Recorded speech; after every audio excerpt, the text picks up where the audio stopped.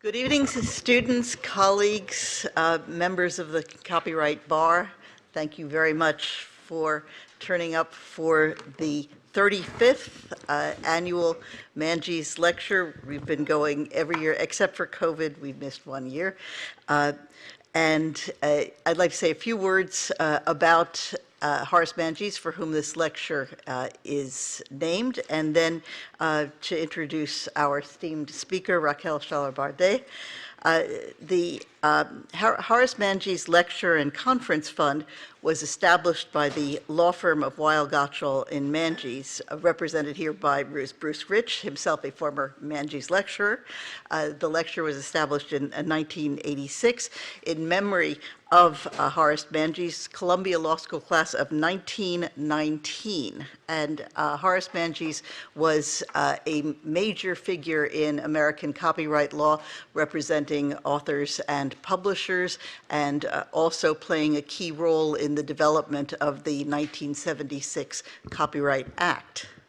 And now I'm so pleased to introduce Raquel Xalabader, who is a former student. She graduated Columbia with an LLM in 1993, so we go back a long way.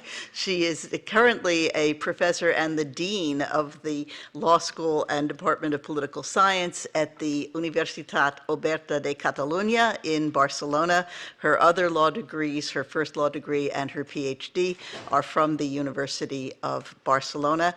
Raquel is a very well-regarded and well-known speaker and expert in copyright law, well now known in Europe and also in the many countries that the World Intellectual Property Organization has sent her to. It is just a great pleasure to have you back here at Columbia.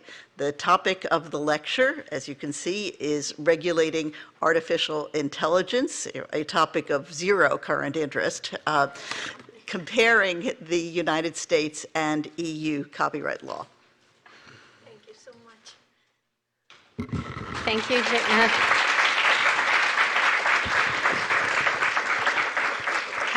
I'm very, very happy to be back at Columbia. This was once my alma mater. It still is my alma mater. When I arrived, I went to the campus and I saw the alma mater, and it feels good. I must say, everything I learned about copyright, I learned it here, Jane. I learned it from you. So I'm very, very happy to be here again. I must say that 30 years is like, it's a dagger. Gosh, time goes too fast. But I am honored to be invited to do a Manges lecture, and very happy to remember Columbia and also the Kernighan Center. I very well remember Professor Kernighan too. Those were very good years. But let's not talk about the past. That's the topic for this lecture is very much into the future. Basically, we're talking about things we're only now starting to see. So it may be still premature to talk about regulating AI. There was very recently a letter by several experts and tycoons of artificial intelligence saying, let's pause it a bit, let's see how to regulate it, we don't want to break any eggs. But the truth is that when we were talking about the identifying the topic, that was almost last year. We did not know that at that time AI would be so trendy and catchy because of all this generative AI that we have in our market. So we are all seeing the rise of all these generative AI, ChatGPT. We professors are very concerned about that. Many other professionals are concerned about that.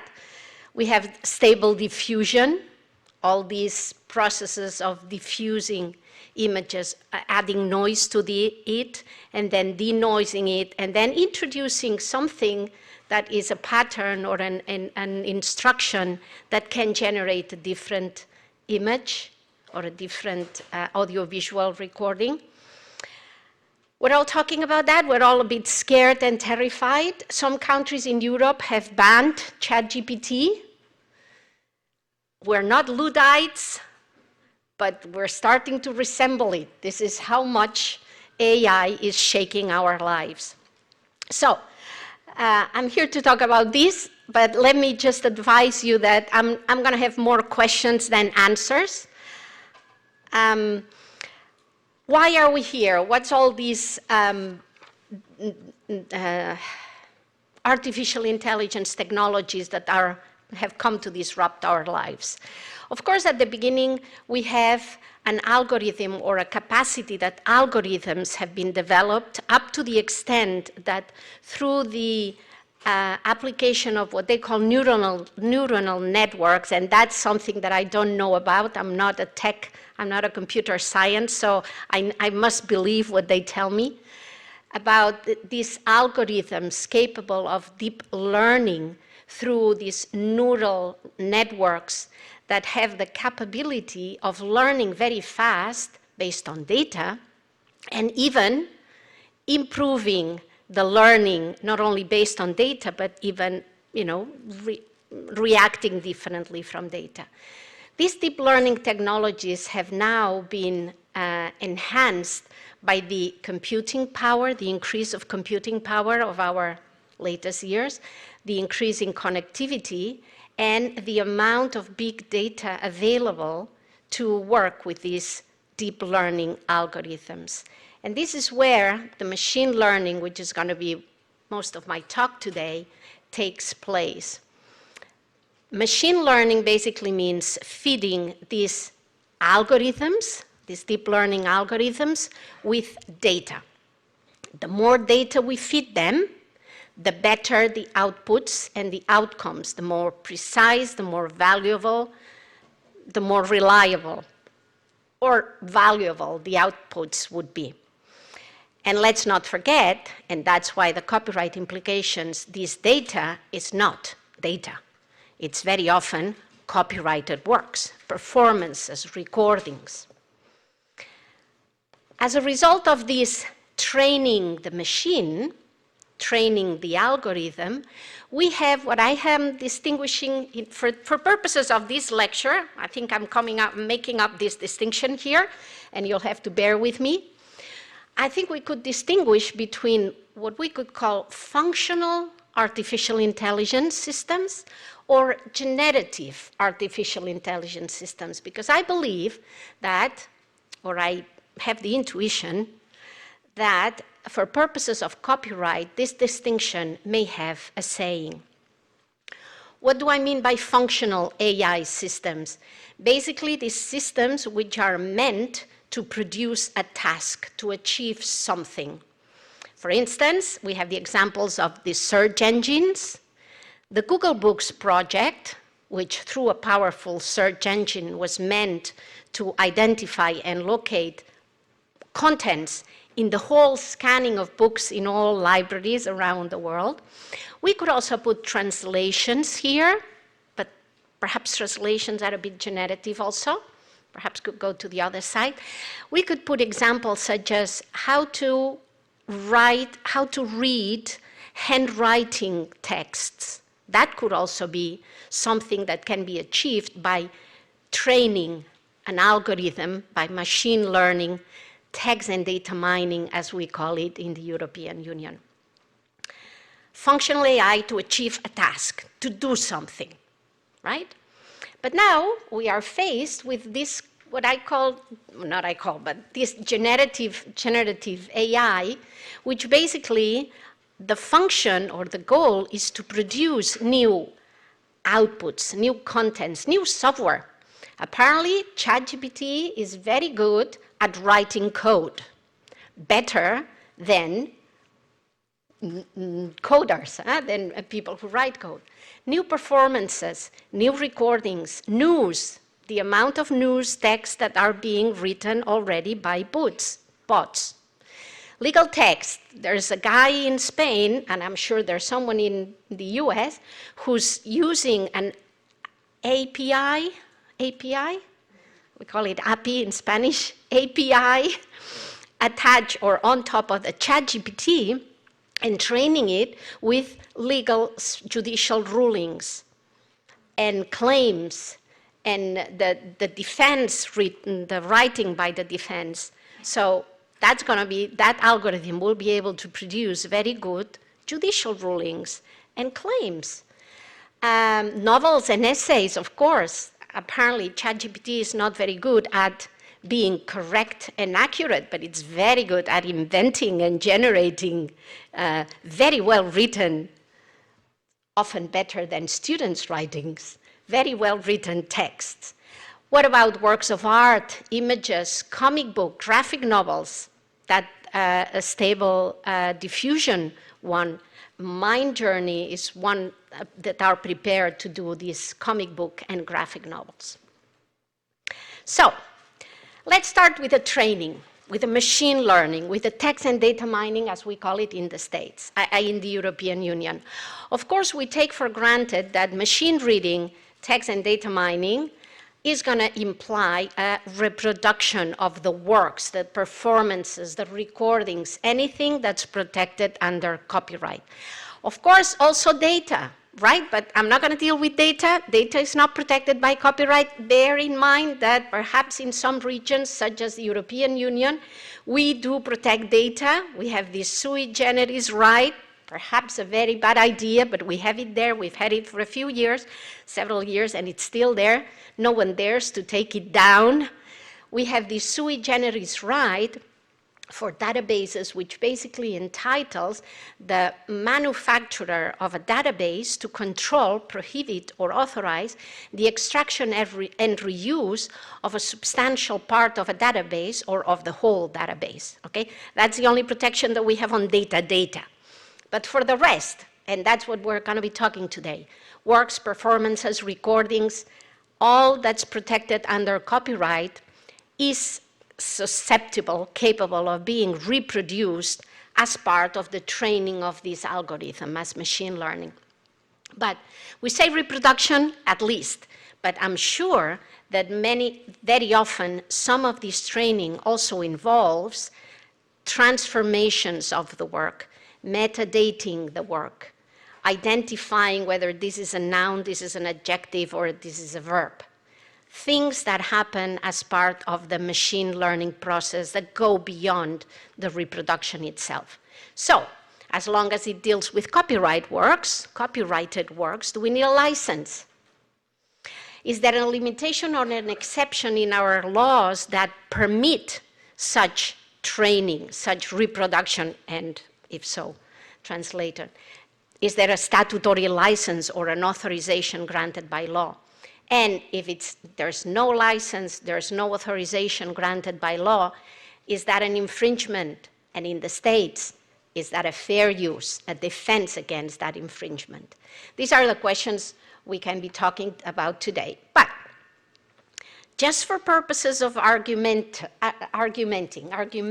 purposes, what if we would say that what the machine does with these works is not an act of exploitation, is not an act of exploitation subject to the exclusivity of the exclusive right of the author, of the right owner?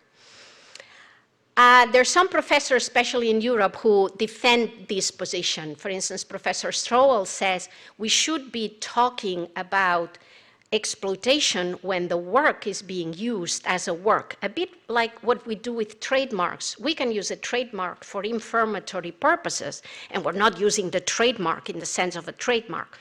We should do the same with copyright. A machine reading something doesn't involve an act of exploitation because we're not using the work as it should be used, as the author identified or thought it would be used. We should redefine the scope of acts of exploitation. It should be reasonable, not everything goes. And basically, this is very much what the Japanese are doing. There is an exception or an exemption in Japanese law, we'll deal with it, that basically said works that are not being enjoyed, acts of exploitation of works that are not for enjoyment purposes will not be subject to the exclusive right granted to author. We'll deal with it. But I was saying only for sake of thinking there could be something different. We have all taken for granted in both sides of the Atlantic that machine learning, TDM, involves at least an act of exploitation, reproduction, and we're dealing with it differently, you will see. Let's start with Europe, and that's where the comparison goes. Let's start with Europe. Well, the European Union wants to be a worldwide hub for artificial intelligence, and let me be a bit cynic here. I don't know if you can feel it in my voice. I don't want to say anything about the European Union, but I think sometimes, well, anyway, here. That's as far as I'm going to read it. So, in 2018, we started issuing communications about artificial intelligence, and we've been issuing communications every few months. There's a new communication by the Commission about artificial intelligence. Communications, AI for Europe, AI made in Europe, building trust in AI, ethic guidelines for trustworthy AI. We have a high-level expert group. We have recently, last year, a proposal on AI regulation. It's a regulation. When we are issuing regulations in Europe, we are calling them acts now, not directives and regulations. Now we are marketing the regulations. It's an act. Basically identifying different risk categories for the development of AI system. Unacceptable risks, the AI systems, apps that will not be allowed, for instance, what happens in China, government controlling and scoring the people's activity, that's unacceptable. High risk, for instance, facial recognition, that's high risk. We're going to identify liability conditions for the development of this AI, limited risks applications, and then minimal risk applications. These risking categories very much come from or reassemble what we did with the personal data protection, the regulation on personal data, very much identified different kinds of personal data, and depending on the risk involved in using that personal data, there were different requirements and conditions to use that data. But that's not only it. We're not only talking about AI, we're talking about the GDPR, of course, the Digital Service Acts, the Digital Markets Act, the Data Governance Act, the Open Data Directive, which in the old times used to be Public Sector Information Directive. Now there's a proposal on a new Data Act, and that's where I'm going, the Directive on Copyright in the Digital Single Market, which is the one that contains 2 exceptions or limitations specifically for purposes of text and data mining. But as you can see, being in the European Union means that there's a lot of acts and different norms that sometimes do not make sense with each other, but we need to abide to them all. That's where I'm going to go to this Directive 2019, because this is the one specifically talking about copyright. 2 exceptions, limitations, we'll see the difference now. For text and data mining, machine learning, 1, Article 3, for scientific research, another one, Article 4, for any other purposes, any other TDM purposes beyond scientific research. The difference between the exception or an exception and a limitation, we'll see it now, is because the first one, the exception, cannot be compensated. The second one, the European Union leaves member states the faculty, the possibility to decide which purposes for TDM to exempt and whether or not to subject it to a compensation. We know in Europe we have lots of compensation exceptions, compensated exempted acts, private copy, for instance, that could be one of them. These are the texts of the directive. I'm going to jump to the next slide so that we can go specifically to each of the provisions. First, the definition of text and data mining is very broad. Text and data mining means any automated analytical technique aimed at analyzing text and data in digital form, of course, to generate information which includes, but is not limited to, patterns, trends, and correlations. I'm making a point here of this definition because when we talk about generative AI, perhaps we could start questioning whether this TDM directive is prepared to go the distance and also exempt generative AI. But recital 8 also adds something else. It says the feeding, the text and data that we're going to be feeding could be text, sounds, images, data, anything goes, right? That's very much the definition of TDM.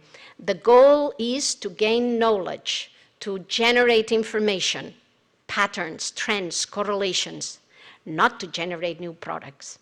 Let's stop it here. Article 3. Article 3, for research purposes, scientific research purposes, basically authorizes, permits reproduction of works and related performances, recordings. In Europe, we have authors and related rights, the extraction and reuse of databases, the sui generis right, reproduction and making available also of an ancillary right, a new right that we have given to press publishers for 3 years to control the linking on their press publications for 3 years. That's a new right that we took out of our hat.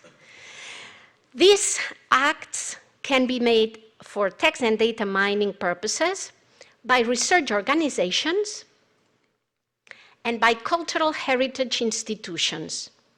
Research organizations, notice that we're not talking about individual researchers, we're talking about organizations, could be anything, a university, including its libraries, a research institute, or any other entity whose primary goal is to conduct research or to do educational activities also involving research. As long as they are non-for-profit, and if there's a public-private partnership, for instance, private money, private funding being invested into the making of this TDM project, that could also be benefiting from this exception, as long as the research organization is the one having the decisive control, the decisive influence in how the results of the TDM activity is going to be used. So very wide, but quite restricted in the sense that we are thinking of research purposes. Of course, I had here, these public-private partnerships often have blurred lines. You may be generating TDM projects on a research organization funded by private money, but it's very difficult to say that the result of this TDM is not going to end up in the private hands of those who invested in it. Anyway, cultural heritage institutions, also any publicly accessible library or museum, an archive or a film or audio heritage institution. The directive doesn't say so, but it's plausible to think that the same public-private partnership could also apply to these cultural heritage institutions. In order to, this exemption is to conduct TDM, text and data mining, to which these institutions, research organizations, universities, research centers, libraries, museums, archives, have lawful access. What is lawful access? And we can talk about that in the debate. Of course, licensed contents by a subscription, access to a database, but also open access, be it under a license, a Creative Commons license, or not. Just post it on the internet, open and freely available to the public. The recital 14 says, any other lawful means freely available online. In other words, as long as access is unrestricted, or licensed, that will be capable of being subject to TDM purposes for research purposes by research organizations, museums, blah, blah, blah. For purposes of scientific research, and there's no definition of scientific research, it's an exception. I was telling you, no compensation is allowed, and this is a mandatory exception with a mandatory scope. All the national laws in the European Union must say the same. Why? Because the potential harm of this TDM exception done for research purposes by research institutions would have, if any, only a minimal harm. So the EU legislator is already making a step saying this will be uncompensated. Research organizations can do this TDM for free, and member states could not add a compensation. It cannot be contracted out. It doesn't say so, which means if the contents has been licensed by a subscription, the licensor cannot say, but you cannot do TDM. Anything that has been licensed can be machine learned.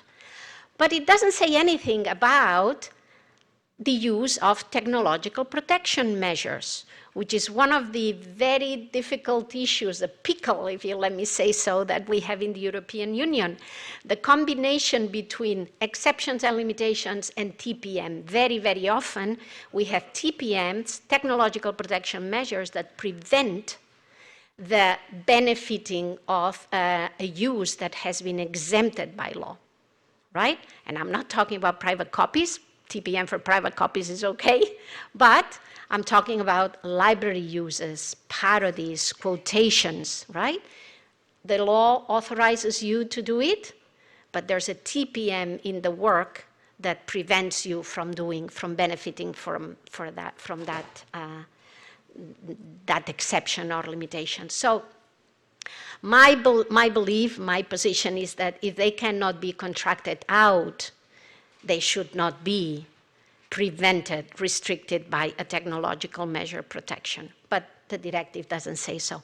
I think the Court of Justice is going to have a lot of work in deciding and in identifying and defining many of the issues in these exceptions and limitations. Storage is allowed, so all the results from the TDM, text and data mining, may be stored for later verification of the results, of the research results, to reuse it for verification purposes, and specific protection measures should be allowed, should be applied to secure that these results, these TDM results, will be kept safe, will not be spread beyond the research organization.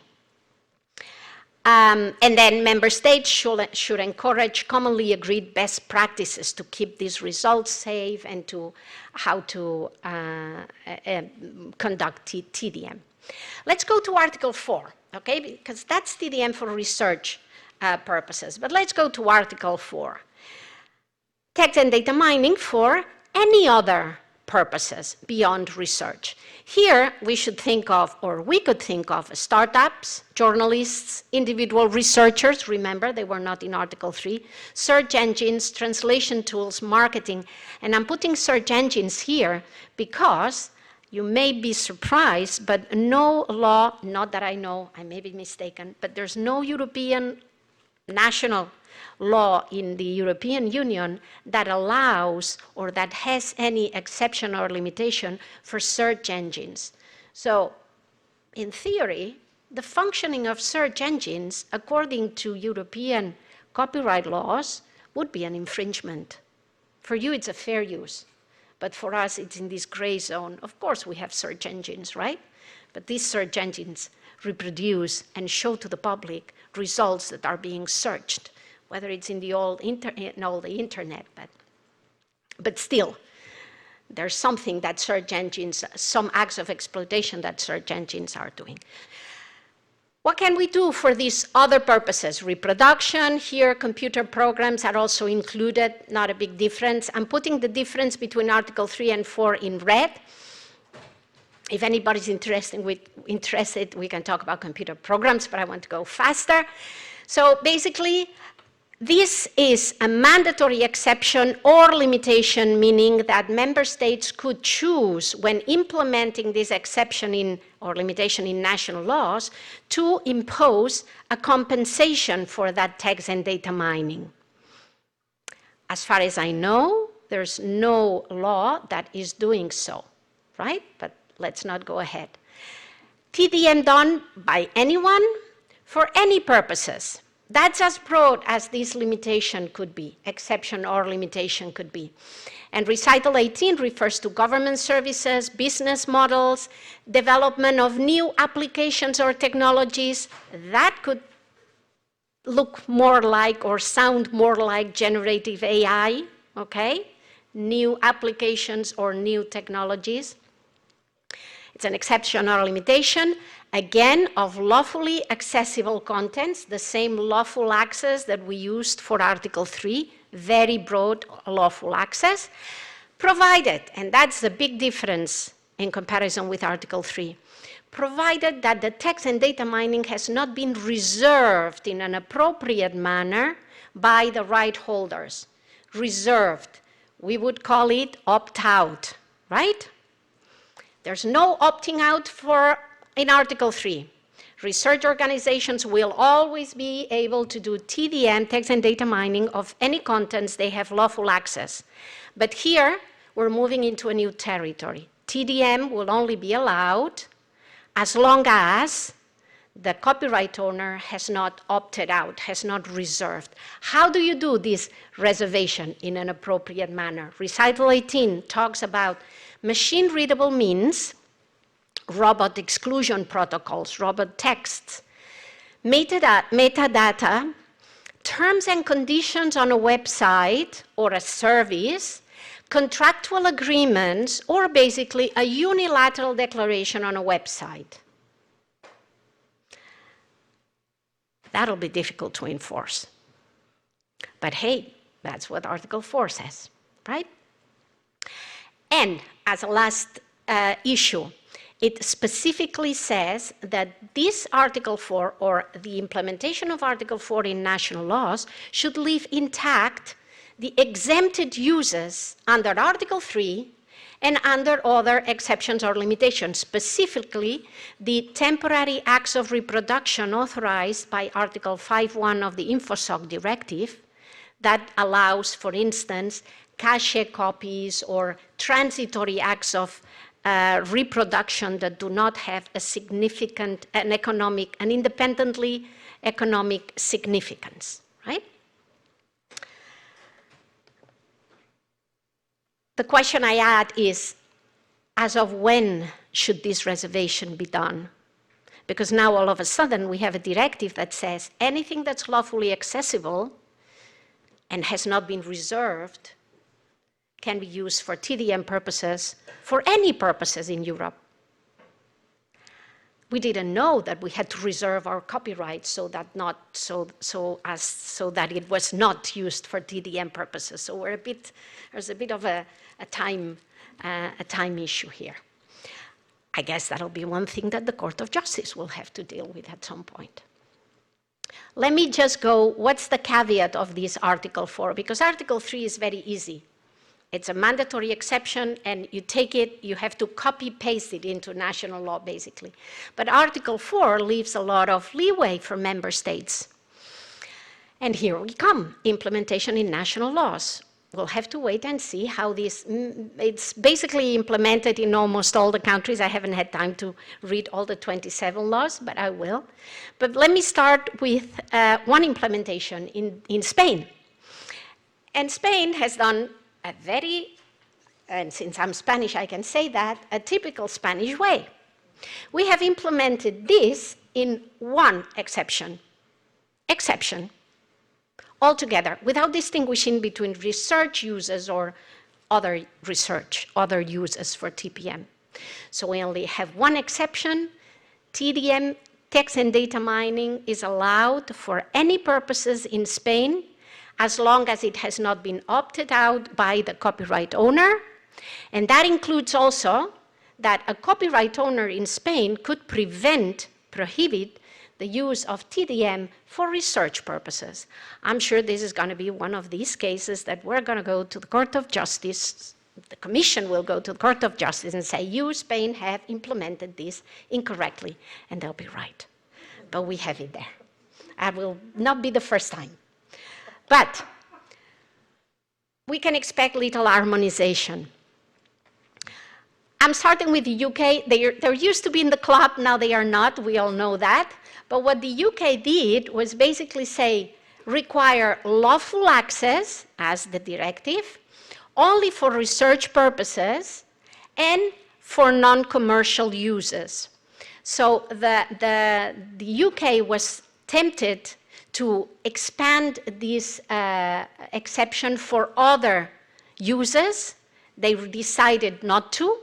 I'm sure they're going to consider it again because Article 4 still needs to be implemented, but so far that's what they have.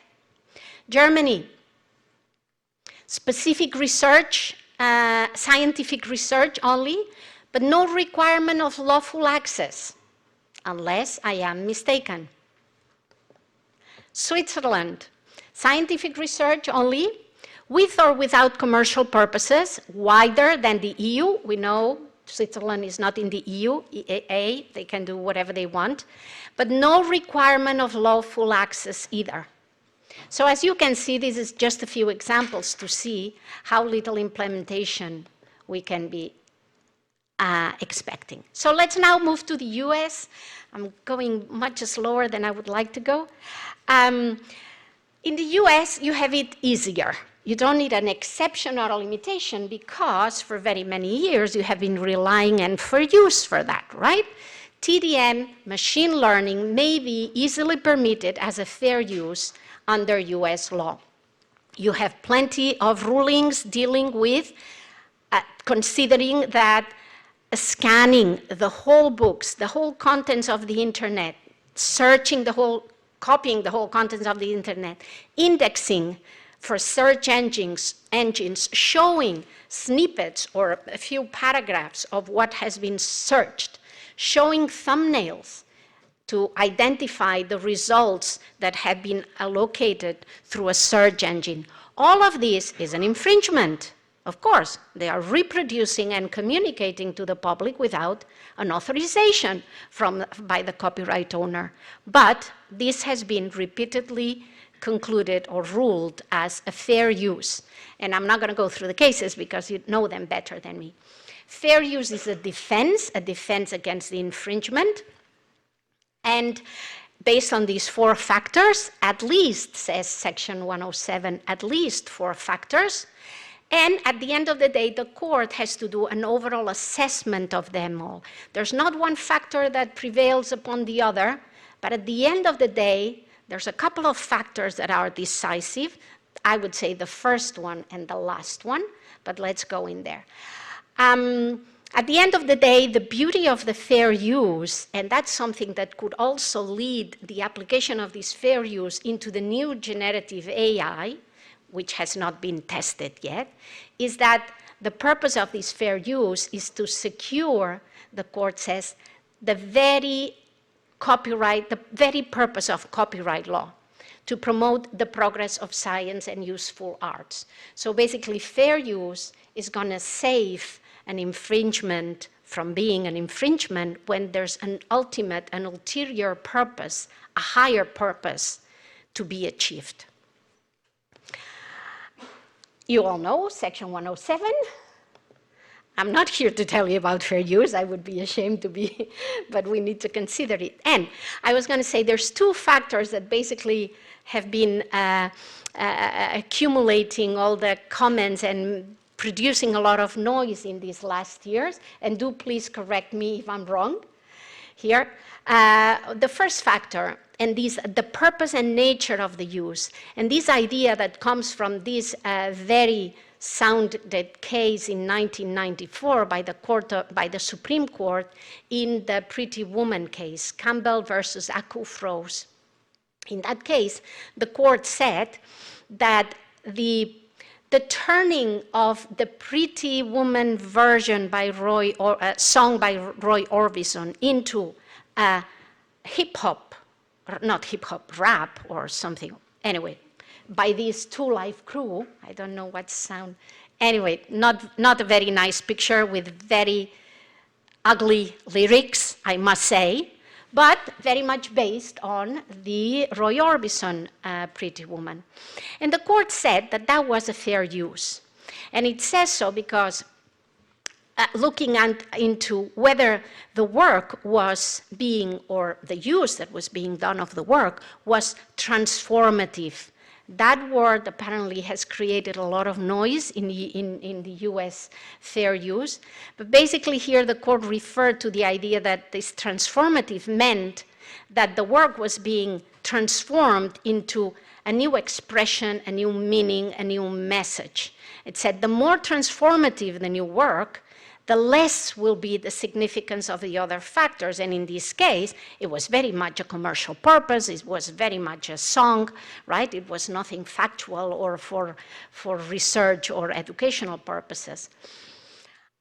It was transformative at the end of the day because it was a parody. And the reason behind allowing a parody is free speech. And that's a fundamental right in all, right? We need to let people speak and say things that perhaps we do not like. And that could be very much what they did with the Roy Orbison case, the Pretty Woman song.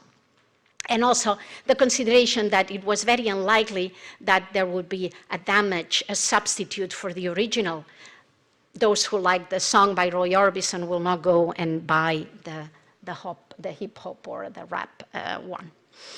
At the end of the day, the thing we need to bear in mind is that by referring to transformative use, the court was not saying that anything that's a derivative work means it's a fair use. Transformative in this sense does not equal a derivative work, a transformation of the work.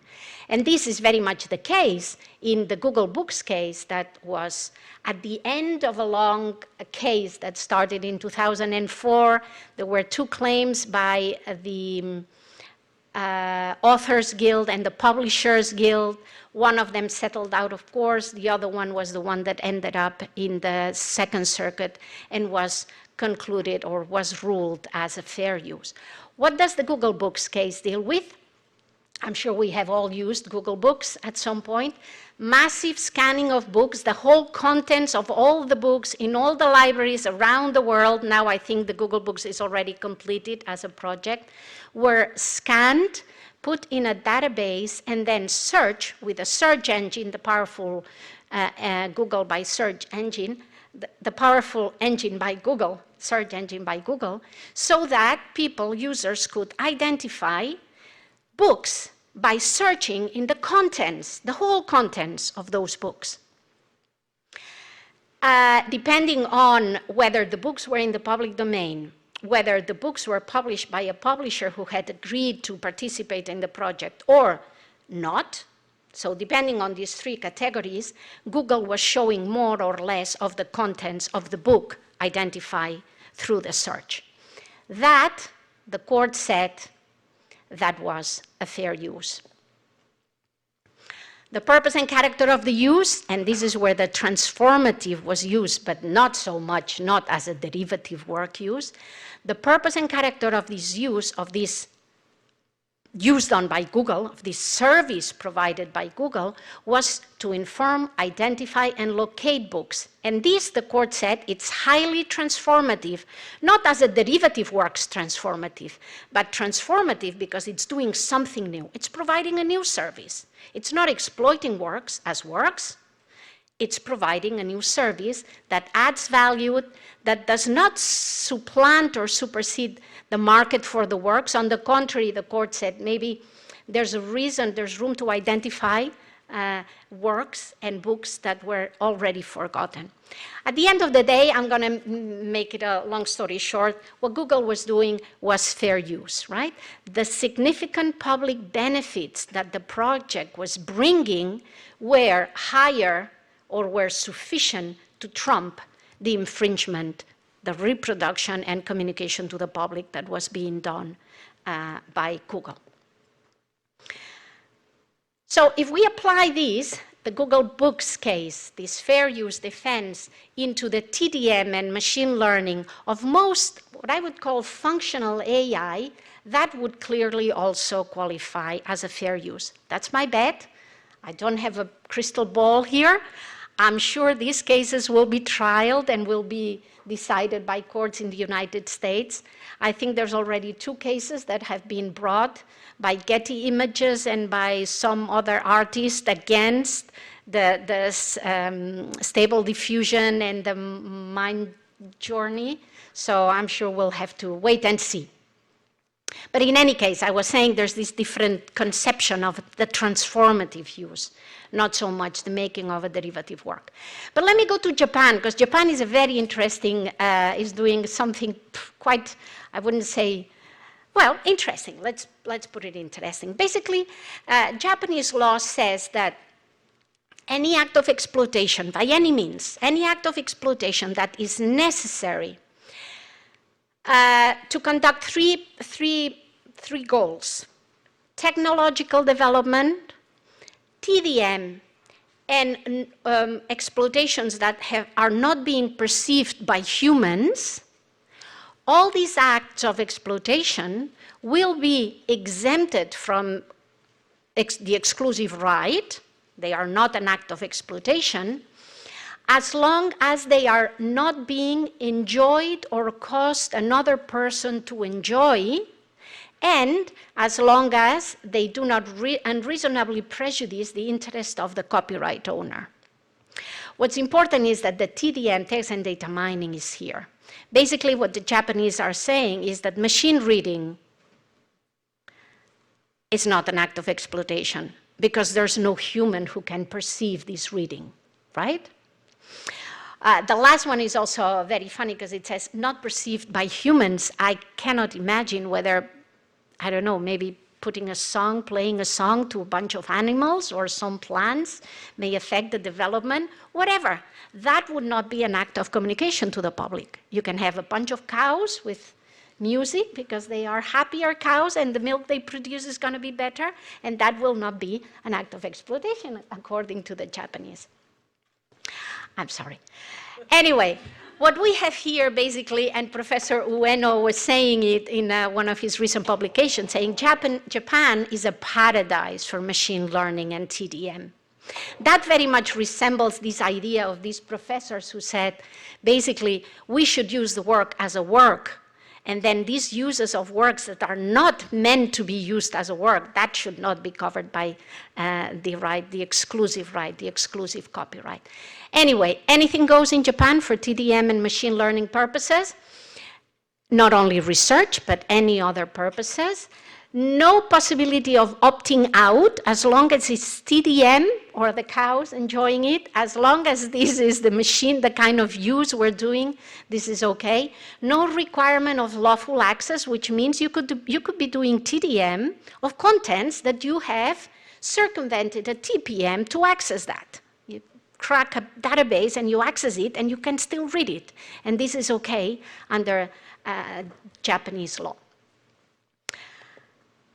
So if we had to put it at the, in a summary, we would say that perhaps the winner, of course, is Japan, right? Here we go. But the fair use in the States is also a very good ally. It's very good. It's going to be fostering TDM and machine learning and the development of AI projects. Not so much in the EU, because research purposes are secured. TDM for research purposes is going to stay.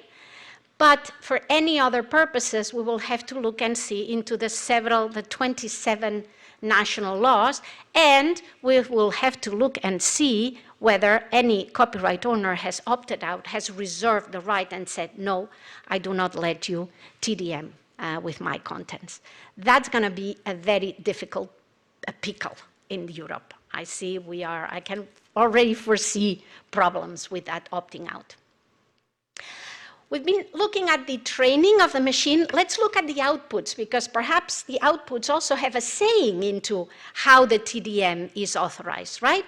And these are some of the examples that I was putting, the Google Books project, the Google search engine. But what these AI systems are doing is not only reproducing, they are also communicating to the public. They are showing, or at least making available to the public. Sometimes they are even transforming it, but let's not go there.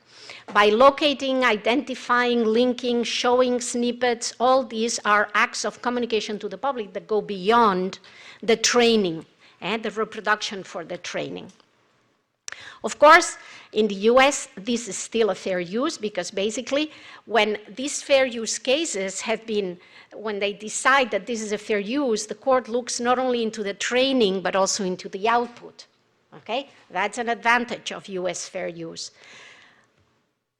That's not the case in Europe, or we don't know yet. If we look at the definition of TDM in the directive, it very much said to abstract information, to obtain information, to locate things, not so much to generate outputs. I think the directive is very much thinking about the training of the machine, not so much about how the outputs are coming out of this machine or this algorithm. So if the TDM, and this is something that someday the Court of Justice will let us know, right? If TDM exceptions, Article 3, Article 4, are not applicable to also exempt the producing of the outputs, then we will need to look into other exceptions and limitations. And let me tell you, none of them is well equipped to do that. Not even for search engines, if I can be that specific. Technical copies exception is not going to be enough. Quotations, well, often quotations require some commenting, some judging, some adding something. Libraries, well, if it's libraries doing the TDM, okay. At the end of the day, the three-step test, and there's a case in France that basically also dealing with the Google Book project that basically said that what Google was doing was an infringement. So I think in Europe, you know, search engines and Google Books is still an infringement, at least for the outputs part. Maybe not the training part, but very much so for the output, the outputting, the showing of this. In Spain, we have a beautiful case that dealt with the Google search engine. And basically, the Supreme Court said that here the case was a guy was trying to shut down the Google search engine, saying that Google was showing their contents, his web page, and he had not authorized Google, the Google search engine, to link and search and show snippets of his page. And the court says, yeah, you're right. There's no exception on limitation in the Spanish law saying that search engines can search and can identify a little bit, show a bit of your work, but what you're doing is an abuse of your copyright, abuse of right, a principle, a general legal principle. But I wonder whether someone might say that it would be an abuse of right to prevent, to exercise copyright, to prevent showing results from a TDM algorithm or a TDM project. Just leave it there. Let's not talk about linking. And then in Japan, I'm not sure, again, whether or not that would also, the exception in Article 30 would also exclude the showing of this. Because the minute you show these outputs, you're enjoying the work. And the exception is for the non-enjoyment of the work, right? So the outputs would not be. So here we would say the one who's winning very much clearly, if this is a race, that's very much the United States and the fair use. Let's jump to the generative AI, if I have the time, very quickly. All these that I was telling you, the ChatGPT, Stable Diffusion, the fact that you can have the CGI projects, CGI algorithms that basically allow you to resuscitate an actor and just, you know, make another movie out of it. We've done it, you've done it with a Star Wars movie. Deep voice also, you can get someone, deep fakes, right, you call them? You can make someone with this specific voice, voice of an actor, voice of the president, to tell things and say things that he has not said. and it's very much so. But let's also think of good purposes. Imagine that an actor, his performance in a movie can be translated and performed in another language, in all the other languages, with his tone. That's also a fake, a deep fake, but maybe an authorized deep fake, or not. Let's see, right? So, if we consider the training of this generative AI, and I was saying, let's consider it again. We're revisiting the training because it may be different, I was saying at the beginning, the functional AI from the generative AI. Here, if we look into Europe, we should look into into Article 4. We're not talking about research purposes here. We are generating new products for the enjoyment and not for research. Well, we could, but I guess, good question. Anyway, let's look into Article 4. We will have to look into what the national laws have to say, whether or not there's opt-outs in there. But the big question that I was telling you at the beginning is really the directive, Article 3 and 4 specifically, are they really thinking of generative AI products? Or are they only thinking of extracting information and patterns and knowledge? And second, this generative AI not only reproduces, but transforms the world, or at least makes derivatives, right? And the transformation right is not harmonized in the EU, so the problem would still be more difficult deciding what's a transformation in different countries. The fair use case, instead, I think also travels a bit better with the generative AI, also for training the machine. If you look at the explanation of the purpose and character of the use, the first factor of the fair use in the Google Books case, very much leads you to, like the European Union, inform, identify, locate. You're doing something that's different from the exploitation, the market of exploitation of the work. And in that sense, I think that this generative AI would also qualify as a fair use in terms of doing something different, doing something transformative. What troubles me a bit more, and there's another question, I do not have an answer for that, is whether this kind of transformative use is also seeking or achieving the very goal of copyright, which is to advance the progress of science and useful arts. I think there's room for doubting that. One thing is to identify, locate, generate information. The other thing is very much creating new industries, new performances, and new works, if we want to call them that. But I don't know. I guess the courts, American courts, will decide soon. And if we talk about, let me go faster, 5 minutes at least, into the outputs of these generative AI systems, I can think of two issues worth looking into. Whether or not the outputs qualify as a direct infringement, or whether or not these systems qualify as an indirect infringement, contributory infringement, especially through the Grokster case, the inducement theory, right? Because if these systems, if the outputs are infringing, these systems are inducing or contributing to this infringement, right? Let's look at the first one, the direct infringement. Let's look into Europe. In Europe, we had a case by the Court of Justice, the European Court of Justice, deciding that a song, I think it was 2 seconds, yes, a 2-second extract of a song from an old German group called Metal auf Metal, Kraftwerk, right? If I say correctly. An old song, 1977, was used, 2 seconds of that song was used by a hip-hop artist. I think it was hip-hop, yes, it's written here. And repeatedly done. It was amazing. These 2 seconds, these 2 seconds of the old song were being repeated. And the court said that this short and unrecognizable sample of a work was not an infringement, because the work, the original work, from which these 2 seconds were taken off, was not recognizable as a work. But if the work had been recognizable, then that would be an infringement. So the test for the infringement here is the recognizability of the original work. If we go to the US, you've had dealing with similar issues under the fair use doctrine. Not the Prince that we'll talk about, the Cariou versus Prince case was decided by the Second Circuit, where also in favor of fair use for very many of the photographs, not for a few.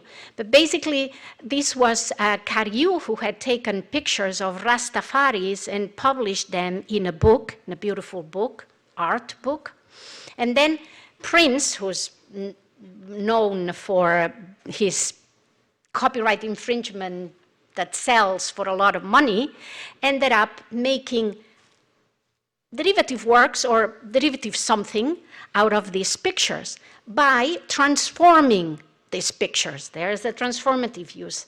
They put guitars, they painted eyes, and basically distorted the original photographs in very many different imaginable ways and sold them for a lot of money. In some of them, you could recognize the original painting, the original picture, the photograph. In others, you could not. And I think that when the court, the Second Circuit, decided that many of the 30 pictures that were used by Prince were indeed a fair use because it was a transformative use, maybe the wrong interpretation of the Campbell transformative, but basically saying that this is transformative, this does not infringe or does not harm the exploitation, the original work by Cariou, and basically all of them were fair use except 5. These 5 these pictures were the infringing Cariou, the infringing images by Prince. The Cariou picture was identifiable, was recognizable, right? Instead, those that you cannot even see what's the original work being transformed. So we're talking about fair use, but I think the recognizability test is very much what's at stake here, not so much a transformation into a derivative work. That's the other Prince, right? A more recent one done by the Andy Warhol Foundation against Goldsmith. Goldsmith was the photographer who took these pictures of Prince and in beginning of the 80s. And then Vanity Fair asked for a picture from Goldsmith, from the photographer, to do an artist reenactment to publish in the Vanity Fair magazine. And the photographer authorized one picture. But then, a few years later, 2016 or so, I don't remember, they used Vanity Fair, published not only that picture, but all the other pictures that Warhol had done, what they call the Prince series, that Warhol had done based on the photographs by Goldsmith. And that's when the photographer knew that what he licensed back then was not what the Warhol Foundation had done and that Vanity Fair was publishing. And here the court also used the transformative and the fair use doctrine basically to say this is not a fair use because this is not transformative, because basically this is substantially similar. Because basically this says nothing. There's nothing new about it. It's just a new work. That's a derivative work, pure and simple. That's the concept of derivative work under the Copyright Act. So if we had to turn it into the European language, we would call that here there's no speech, there's no quotation, there's no parody, there's no other exception that would authorize or permit the making of this, Warhol making this series of the prints based on the photograph, on the picture by Goldsmith. And the latest one, but I'm going to go too fast. Google versus Oracle, you know it too. Here there was transformative use because there was a new product, there were public benefits into the fact that Google had copied part of the code used in the Java apps, APIs, so that the new code could be written for the Android system, right? And here the Supreme Court decided that this was transformative. This is very much a case about computer programs, not so much. So, just a summary. I would say that either under the fair use test or in Europe under this non-recognizable test that the Court of Justice have identified, we would arrive to the same conclusion. If these results generated by this generative AI, these results allow for the original work to be identified, to be recognized, that would be an infringement. But if the results of this generative AI do not allow for the original work, the work that has been trained and machine learned and put in the database or whatever it is not identifiable, then that output would not be an infringement just because it has been used to produce it, right? TDM and outputs, I think they can be subject to different tests. But I think the result would be very similar. And then the secondary liability, just the question here, whether or not it would be time has arrived to start revising the inducement, or also the fact that in Sony, the Betamax case, the court found that the use done in that case was a fair use because there were many copies being done by private people for time-shifting purposes, and the fact that the underlying infringement was considered a fair use, was not an infringement, was the one that decided that there was no contributory infringement. What if this is shifted? What if many of the outputs generated by generative AI do constitute an infringement because we can identify the works being trained, right?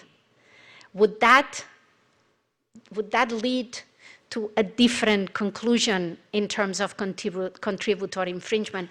I remember in that case, Sony Betamax, that one of the reasons why there was no contributory infringement was because the underlying infringement, the machine was capable of substantial non-infringing uses. There was a lot of time shifting done with the Betamax, with the VCR or Betamax machines, right? People were copying it to watch it at another time. What if that is not the case? What if the underlying infringement exists because many of the outputs by this generative AI do allow us to see what's the original work that's being reproduced or transformed? Would that change? I don't know. There's all these cases that have already been posed, so we will have to wait and see what the courts decide. But I think there's maybe time to revisit the contributory infringement also for this generative AI. And in Europe, it's very bad news. This has not been harmonized, so we do not have a European market for that. Everything will be decided by national law and court law and national courts. Basically, indirect liability is based on negligence and just enrichment, this and that. And we do have some harmonized safe harbors, but it's very much for platforms, not these AI systems, right? Could they be platforms? Maybe under the Digital Single Services Act, but could they be, that's a more interesting question, could they be considered under Article 17 of the copyright, the Digital Single Market, which establishes a special rule for large user-generated contents platforms? If these generative AI are deemed platforms, in terms for purposes of Article 17, which was not intended for that, but who knows, right? Then we would have an indirect liability for that, but would very much be counterintuitive, because what Article 17 is saying is that these platforms need to have a license to communicate, reproduce, and communicate the works that they are using to the public. And on the other hand, in Article 3 and 4, we're saying that these generative AI platforms can be doing this TDM without any license or authorization, right? So it would be difficult to put them together. So we don't know. As I was telling you, lots of questions. I'm not prepared for any answers, but it'll be interesting times ahead for us. I had a last part, but I think I'm going to skip it, which was about what do we do with these outputs? Not so much infringing or not, but do we protect them by copyright or not? And I'll leave it here, but maybe we can talk about that on another session, because this is only the beginning, right? What if you let me do, just go fast, because I do want to, okay, some concluding remarks. And you will allow me and indulge me for that. We're only starting to see it. We don't know what's going to be. We have lots of questions, very little solutions. It's very much to regulate anything if we do not know what we are regulating. So this call saying we should wait and see and regulate is like, well, yeah, what do you want to regulate? We still don't know. And if we wait, let's just get the technology and see where it takes us, right? But copyright will certainly play an important role in that. And I was saying we better get it right this time, because otherwise, we've all seen the movie and we know how it ends, right? Going back into the past to readdress the mistakes committed by then. So that's it. Thank you very much for indulging me.